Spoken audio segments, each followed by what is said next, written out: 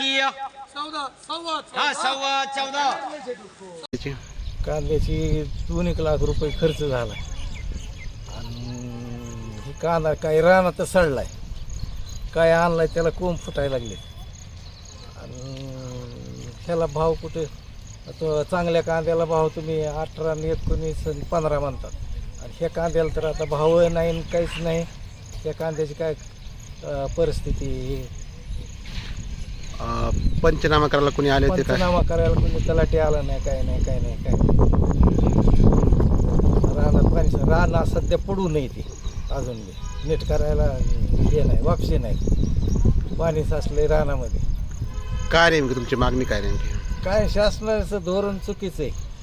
खरं तर शासनाने हे 25च्या पुढंच भाव पाहिजे कांद्याला. 25, 30, 25, 30 देत आहे 10, 11, 12 सध्या.